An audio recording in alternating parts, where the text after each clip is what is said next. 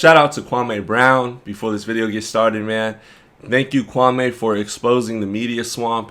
Thank you for exposing these hypocrites, these liars, these beta males that we continue as a society to prop up and treat like they are gods here on this earth when they are mortal men and they are flawed and they are hypocrites. Thank you. And with no further ado, a lot of you guys wanted me to react to what's been going on lately with this whole Kwame Brown situation and everyone he's calling out and how he's standing up for masculinity and dropping in some RP truth bombs in there in the mix. So we're going to talk about all of that. But just a little bit of background on Kwame Brown before I get started. He was drafted in the 2001 draft by the Washington Wizards, the first overall pick. And, you know, he kind of had not a very good career. He only averages around 6.5 points per game. But his entire draft class, for the most part, was pretty trash, except for Pau Gasol. And because Kwame's career being the first overall pick in that draft didn't pan out the way everyone thought it was going to be, you know, he took a lot of heat from a lot of analysts, a lot of reporters, some teammates. And Kwame has been silent about all the criticism he's received for about 20 years now. And people have always been drilling him on his career, saying he's a bust, he's a flop, he's the biggest bust in history, which I would disagree with. The initial match that sparked the flame that is now a forest fire started on the All the Smoke podcast with Steven Jackson and Matt Barnes, who are his two former teammates. Those guys had no business talking about Kwame Brown, but here's what they had to say, even though Kwame's been retired and he hasn't spoken up and defended himself for over 20 years while taking a beating by the left-leaning liberal media. This is what happened. Did you guys thank Jerry? Because wasn't Jerry over in Memphis and gave you guys power? Well, we traded Marc Gasol, yeah, that's what people, right? Oh, you got him for nothing, not realizing that what you guys gave him was Marc Gasol. And Kwame Brown. And so... Marc Gasol. And... Right. Oh, did you played with Mark? No. That was a one-man trade. You just used the name. That name was just there. So now we get Pau. We go on this run, and we end up in the NBA Finals. So then Kwame, after 20 years of silence, he had enough. All right, they've already been talking stuff about him during his career, and now that he's retired, they're still making jokes about him not really being a player involved in that trade because he was so trash that it didn't matter.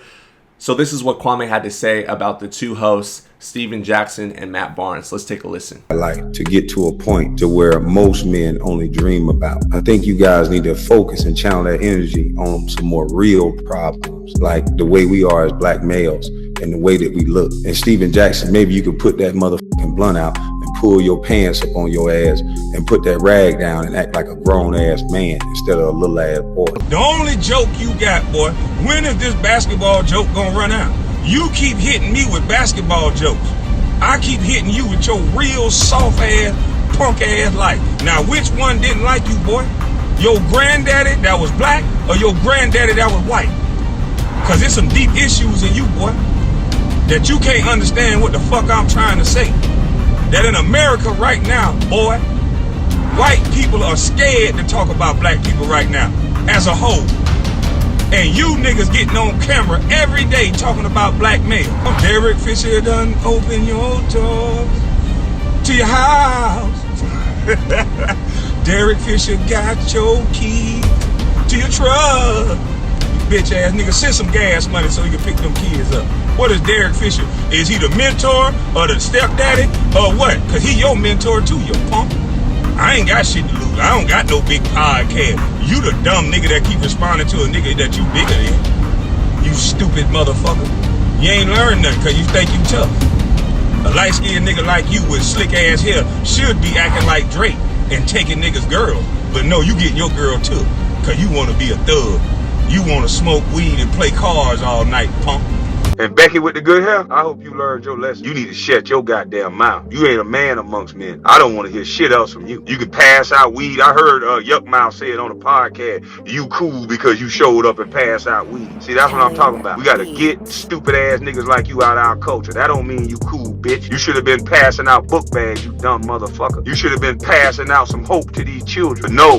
What you want to spread the fuck around is that you some type of tough nigga because your emotional ass had to jump your motherfucking gate, bitch. That mean you wasn't welcome there. You one of them sadistic, suicidal, crazy son bitch. How the fuck you gotta jump the gate at your own house, bitch? You a goddamn shame. Not only was a nigga in your house, you gotta jump your own goddamn gate. Damn, you ain't welcome, boy.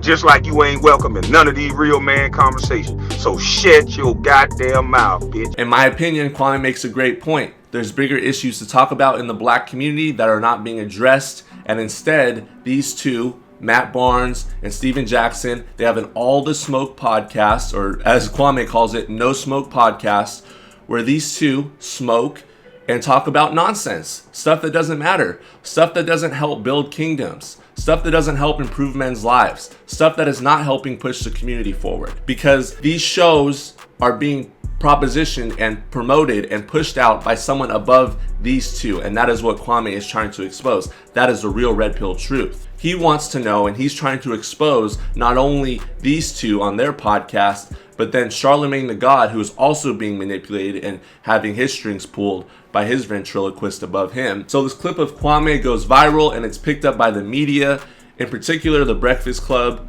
hosted by Charlamagne the God, Angela Yee. And Charlamagne the God makes one of the biggest mistakes of his life by responding to Kwame Brown and exposing some issues with his family and research he's done that can't be backed by any proof. But take a listen for yourself. All the Smoke is one of my favorite podcasts. Those two episodes were phenomenal, the Jeannie Buss and Gilbert Arenas episode. All right, well, Kwame Brown, I guess, is tired of people picking on him and being the butt of jokes from being the #1 pick. And, you know, he just, I guess, got fed up and responded to the podcast. I think you guys need to focus and channel that energy on some more real problems, like the way we are as black males and the way that we look. And Steven Jackson, maybe you could put that motherfucking blunt out and pull your pants up on your ass and put that rag down and act like a grown-ass man instead of a little-ass boy. Gilbert, I was quiet on you for years. I wasn't going to say nothing. You the right-hand arm of them white boys. What did I get? 3 years, 25 with the Lakers? I was slotted to get 80. You took millions out my mouth and you shout like you love black folks.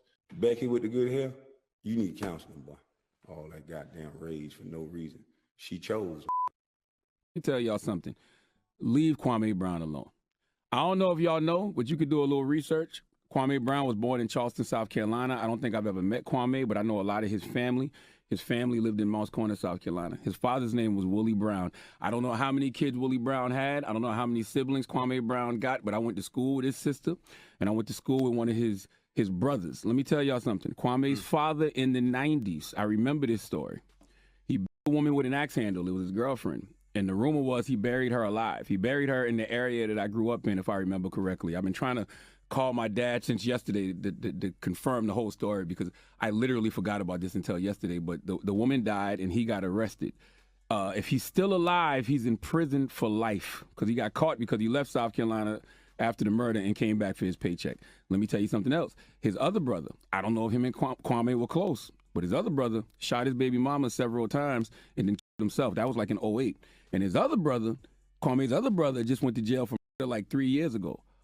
All of this you can Google. And this leads Kwame to really just go off and speak his truth and expose the entire industry, the fake media that it is, and go off on the Breakfast Club and expose some of the truth about Charlamagne that most people didn't know about. Charlamagne the God. Yeah. Should have never said nothing to me, boy. Now, Mr. Charlamagne, before you did that white boy tactic, and you started talking about something that I didn't have nothing to do with, sir. My father was only in my life for a short period of time, sir. So since you want to break out people's family, and as if that has anything to do with some two punks that's sitting here playing gangster, what the hell has that got to do with anything, sir? You try to make the guy that's saying that he's joking, that abided by their rules, you put it out there that I'm violent, when this little light-skinned mulatto bitch faking like he DM'd me. So, Steven Jackson, this Charlamagne the God rape case guy that actually pled guilty and got away with it.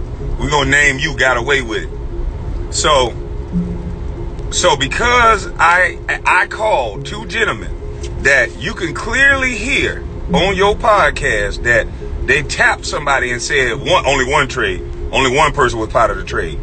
You mean to tell me you gonna purport the story the way that you see fit? You wanna talk about a brother that I never met, that my father had children outside of his marriage, just like DJ Envy cheating ass? So I'm wrong because my father had a son at the time that I never met. So you gonna put out to the world that like I'm some killer. When I asked these gentlemen and they said they was joking. So now it's time to light your little rapist ass up too. We're gonna find that girl you raped, punk, allegedly. Matter of fact, we ain't gotta say alleged because you on the docket, bitch. So we gonna talk about you. Since you punk ass beta males that's on the Breakfast Club, DJ Envy, no neck having punk weasel ass, you just like the rest of them niggas lying all the goddamn time. And Charlamagne, you shut your punk ass up, nigga. Cause since when words became violent? You niggas taking too many marching orders from women. You dumb son of a bitch. In the definition of the word violence, it start with physical altercation. Physical contact. Not words, bitch. So I don't subscribe to that. So I'll see you in a minute to get violent on YouTube, you punk motherfucker. Y'all talking about somebody violent cause they talking. They ain't violent when they saying they gonna come to Atlanta. They not violent. I'm the violent. That's the message y'all want to put out. My daddy go to jail, so it's my fault. Bitch ass nigga, I told you. See how y'all want to tell the story? See people? See how they want to tell the story? A rose that grew through the cement. I don't got nothing to do with what my daddy did, bitch. I got my own hands, my own arms, and my own brain. And you got your own body and your own penis that allegedly you used to rape a girl, you punk bitch. And you so protected, you bald head, weasel face, bleach face motherfucker that nobody taking you off air for raping a girl. But you get up on camera talking about protect all women. And now a man finally calling your bitch ass out. Now I'm violent from my truck. I'm a violent guy from my truck talking on the phone. Fuck out of here. See you on YouTube, bitch. So far at the time of this recording, this beef is still going on. It's going to be interesting to see how this plays out. I'm obviously on the side of Kwame Brown 1000%. Let me know what side you're on. Let me know your thoughts on the situation. But I just love to see the beta males in the media plant. This is the same industry that after 20 years has still been pounding Kwame Brown for being a bust and consistently going at his neck. And now Kwame sends some shots back and he's on their neck and they can't take it.